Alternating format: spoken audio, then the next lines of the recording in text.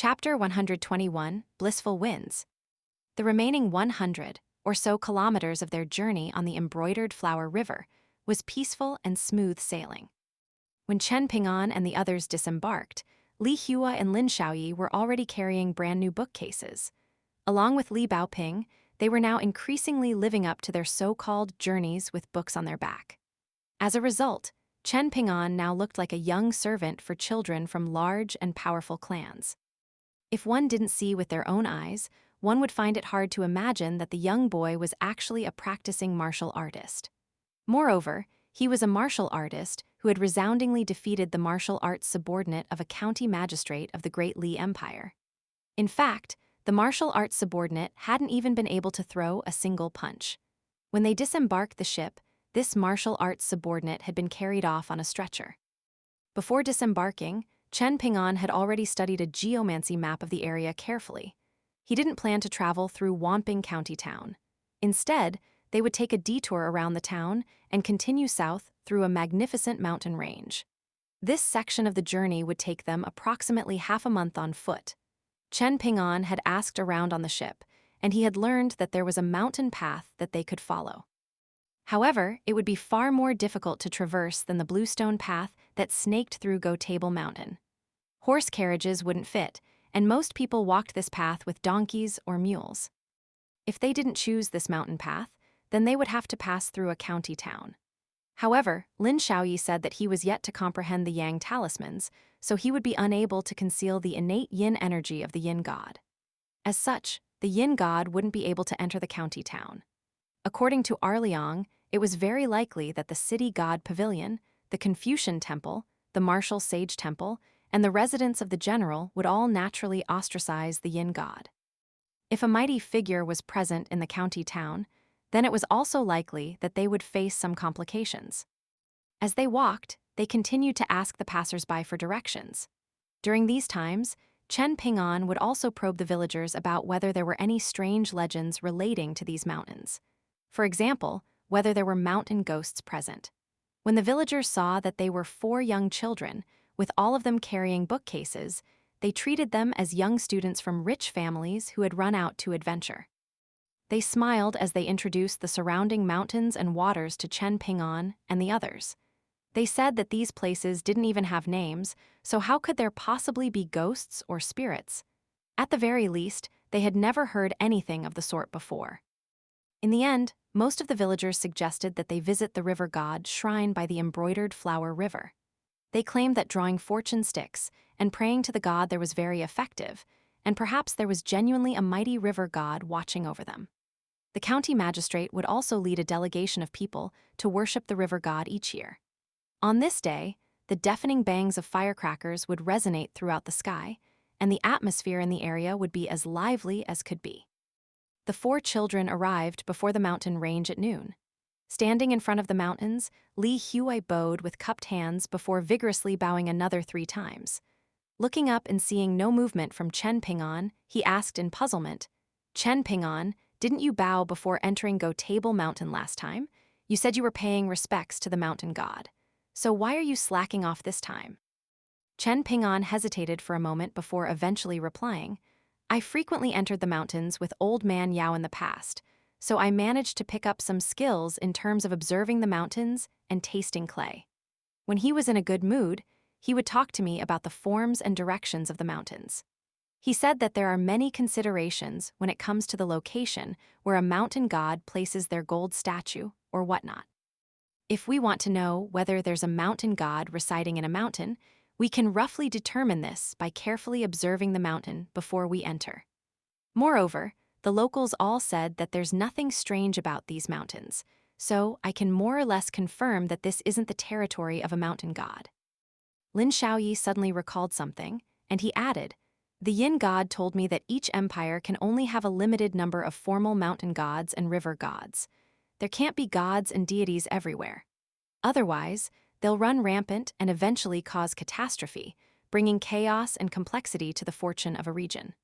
Moreover, the conflict between mountains and rivers is similar to how people fight over land and water sources. If there are too many gods, then things actually become detrimental for the empires. Thus, mountain gods won't appear in places that aren't explicitly recorded in the local county chronicles. Li Huai was slightly disappointed, and he sighed. Ah, and I still wanted to collect a few more painted puppets. As it turned out, the disaster turned into a fortune in Go Table Mountain that had resulted in Li Huai receiving a lively painted puppet had caused him to feel eager with anticipation. He was eager to receive a painted puppet for each mountain that he visited. If that were the case, then wouldn't his small bookcase be filled with puppets by the time he reached the academy in Great Sway Nation? Otherwise, if there were only a single puppet and a single book in his bamboo bookcase, things would seem a little too empty. And you still had the gall to call Chen Ping'an miserly before. Lin Xiaoyi chuckled in indignation. I never said that. I simply said that Chen Ping'an is a virtuous person who makes his fortune in a proper way, Li Huai retorted with a guileless look. How obsequious, Lin Xiaoyi humphed coldly. Lin Hai was enraged, and he shouted, If it wasn't for me begging and pleading, would you have been able to get a small bamboo bookcase? Lin Xiaoyi, have some conscience, will you? Shut up, Li Baoping snapped. Chen Ping'an would practice walking meditation whenever there was no one around. However, he didn't dare to make big movements because he was carrying a large basket on his back. As a result, he would slow down his pace whenever he could. Moreover, when teaching him the 18 stops in Pillow Relay Station, Liang had also told him that being slow was the essence of this technique. Now that he was stuck between the 6th stop and the 7th stop, not able to overcome this barrier no matter what, Chen Ping'an decided to practice the walking meditation of the mountain shaking fist technique first. After entering the mountains and walking for approximately 4 hours, Li Huai was already panting heavily. Li Baoping was also huffing and puffing. Chen Ping'an understood that this was the limit of their single breath. Doing something in a single breath means summoning the strength to do something in one go. Since they were coincidentally passing by a creek, he decided to stop there for a rest. Lin Xiaoyi was calm and relaxed, and there were only a few beads of sweat on his forehead. This was as expected of someone who had set foot on the path of cultivation. It was just that he still couldn't compare to Chen Ping'an. After they all found a spot to sit down, Chen Ping'an retrieved Li Baoping's saber from his large basket. This was the slender saber that Liang had referred to as auspicious talisman. Even though he had called this a bottom-rank saber, Chen Ping'an was no blind fool, and he was instead someone who was extremely familiar with kitchen knives and machetes. In fact, he had even borrowed Ning Yao's skirt dagger for a period of time. Thus, he knew that this saber was definitely very valuable. Whenever there was no one around, he would retrieve the small dragon-slaying platform that had mysteriously appeared in his basket and use it to carefully sharpen the blade of the saber.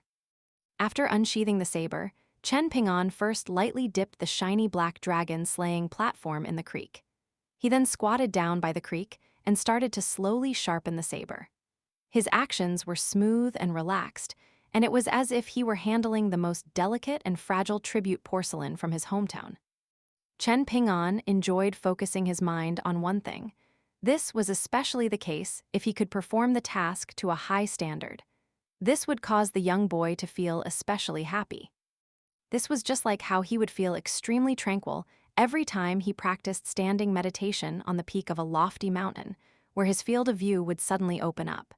He would feel refreshed when he finished meditating, yet he would also feel a slight sense of disappointment. He would feel a strong urge to study the remaining stances of the fist technique in great depth. He wanted to learn and master everything in a single go. That way, his punches would be more refined, and they would also be faster and more ferocious. He wanted his punches to exude the mighty and magnificent aura that Liang had displayed when he had soared up and flown away from Pillow Relay Station. However, Chen Ping'an would quietly practice walking meditation whenever this feeling arose.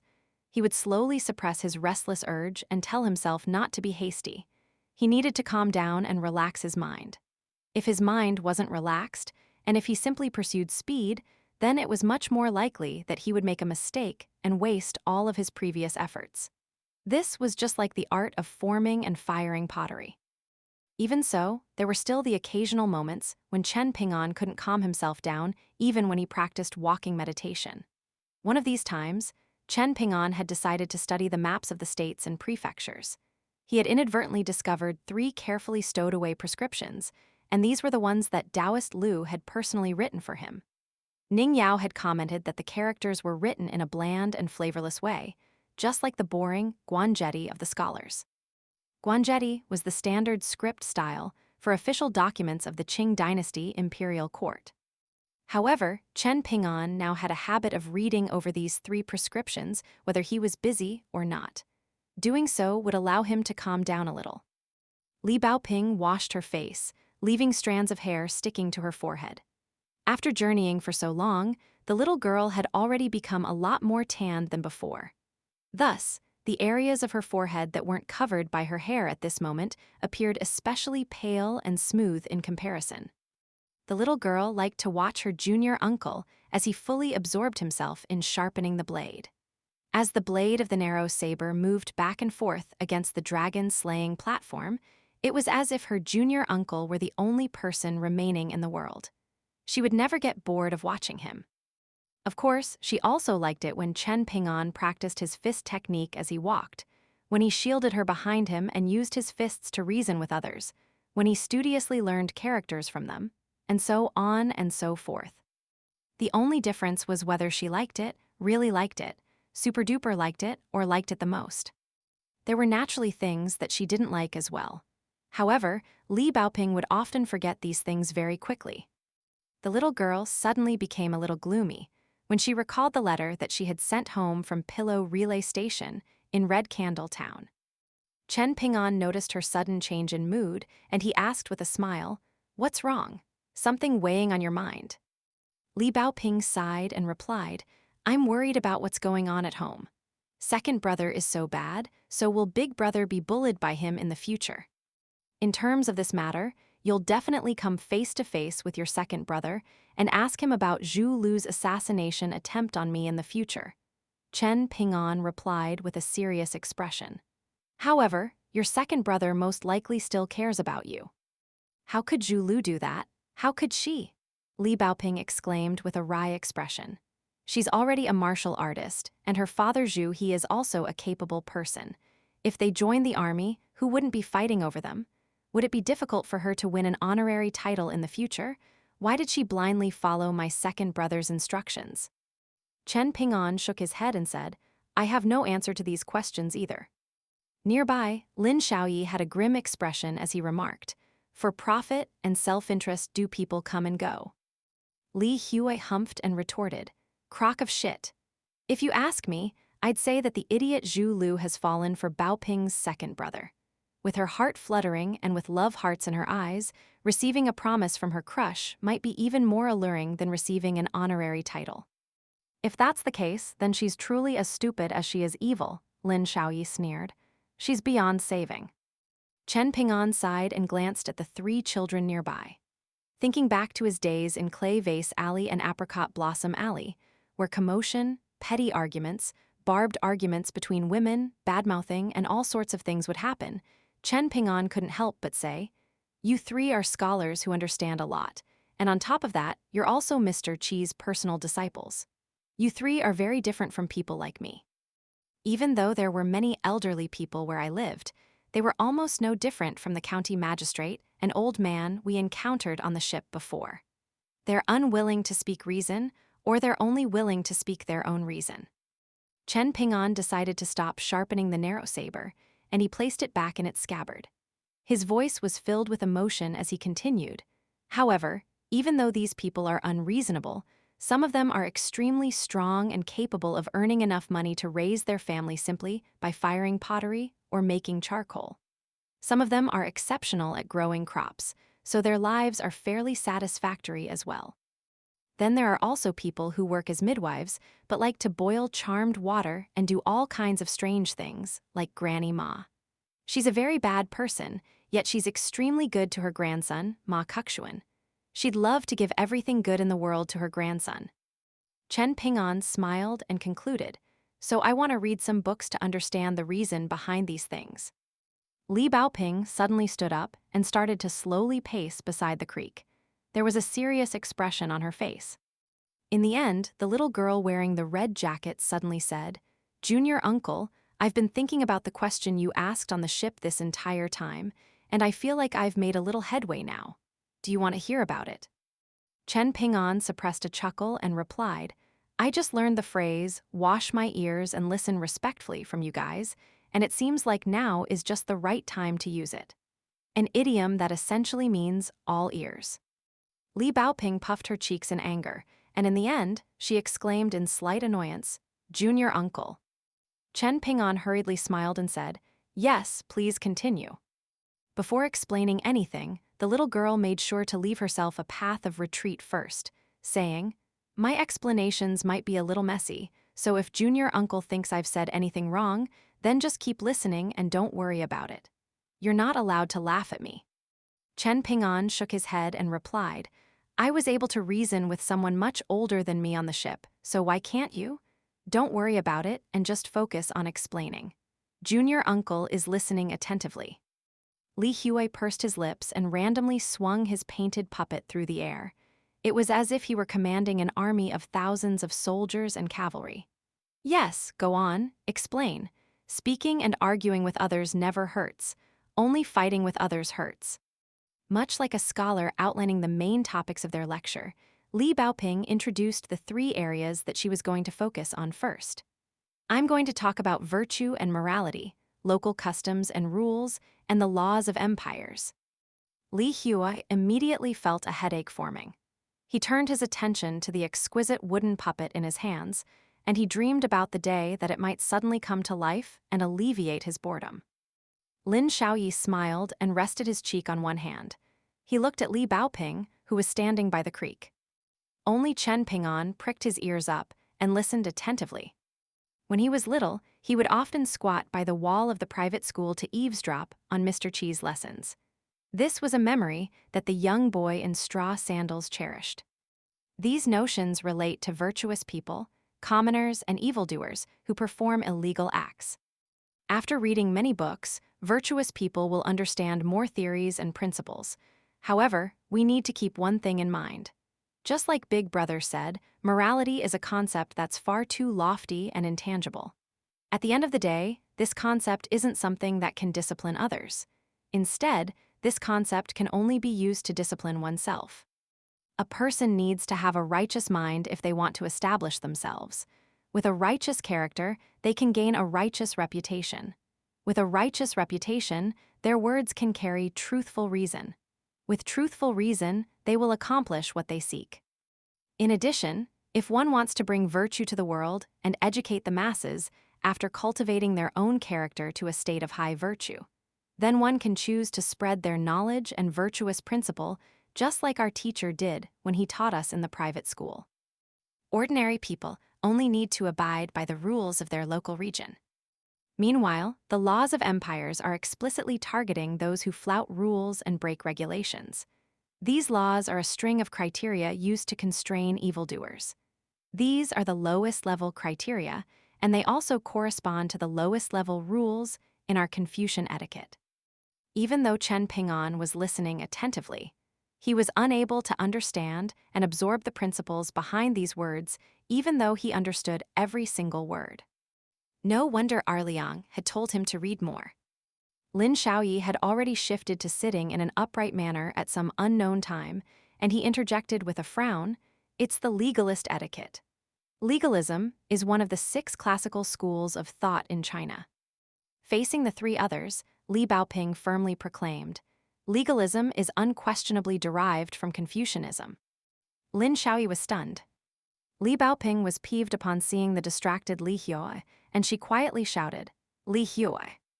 It was as if Li Huai had returned to the days in the private school, where his name would often be gently called out by Mr. Chi. Here, he instinctively exclaimed. However, he quickly discovered that it was no longer Mr. Chi calling him, but instead Li Baoping, the little girl who always hit him. Li Huai huffed in anger, and he felt like his response had been quite embarrassing. He lowered his head and continued to play with his puppet. Li Baoping ignored him, and she continued, Each entity has its own rules, and if they can coexist without friction, then society will be harmonious and the world will be peaceful. Emperors and rulers will be able to maintain order with minimal effort, and thus, sages will cease to exist, and great evildoers will be no more. A reference to a notion raised in Zhuangzi, an ancient Chinese text from the late Warring States period.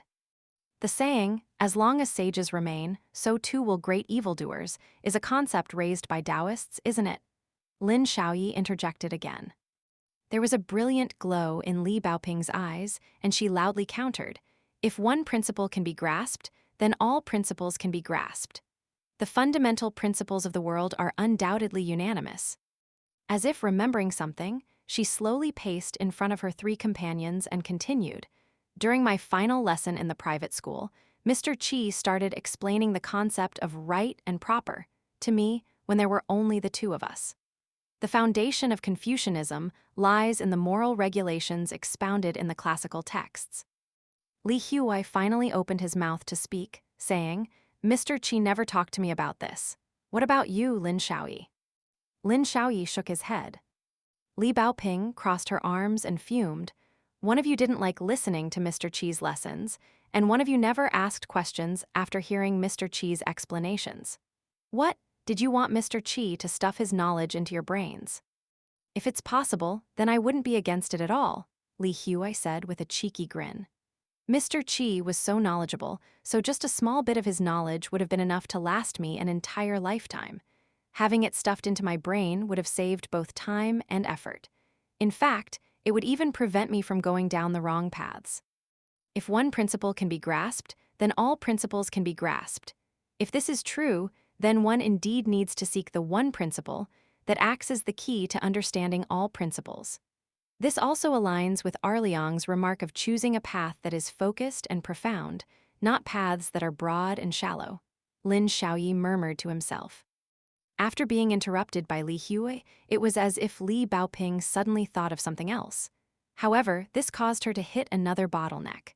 The little girl was slightly embarrassed, and she said to Chen Ping'an, "Junior uncle, let me think for a while longer. Another question has jumped out to trouble me." Chen Ping'an smiled faintly and gave her a thumbs up. "My explanation wasn't bad," Li Baoping asked in delight. Chen Ping'an didn't retract his thumb, and he loudly announced, "It was brilliant." However, the four children were completely unaware that the yin god who was guarding them from a distance was violently convulsing like a pitiful person who had just crawled out from a pot of boiling oil. However, disaster and fortune often came hand in hand. The yin god was only casually listening to the little girl's childish lecture in the beginning. However, a string of inconceivable situations then arose. His mind shuddered, his soul left his body, and it was as if his dense yin energy that was directly proportional to his cultivation base was being sliced apart by gusts of powerful and blade-like wind. The yin god refused to accept this situation at the start, and he wasn't willing to take a single backward step. However, he was eventually unable to withstand it, and he was forced to retreat time and time again. In fact, he retreated an astonishing several dozen kilometers before he finally felt slightly better. Unwilling to yield, the yin god braved the formless gusts of righteous wind and forged his way forward one step at a time. He was like a small boat fighting against the current of a tumultuous river. It was said that 9 large continents existed in this world. There were 72 Confucian academies, and a wisp of righteous aura in the minds of the virtuous Confucian disciples would give rise to blissful winds that swept hundreds of kilometers through heaven and earth. This references a sentence from one of Su Shi's lyrics. Su Shi is one of the most accomplished figures in classical Chinese literature. At the same time, in an extravagant residence that sat 50 kilometers away in the desolate mountain range, a slender yet extremely pale woman in red attempted to light a white paper lantern and hang it up. However, the lantern would quickly extinguish each time she lit it up. This caused her face to contort slightly in anger. The residence that was as magnificent as the mansions of princes was brimming with ghosts and spirits. Winds of yin energy rushed through the halls and corridors. The woman tossed the white lantern away and slowly rose into the air. In the end, she hovered to a stop at a point higher than the roof before sweeping her gaze over the surroundings.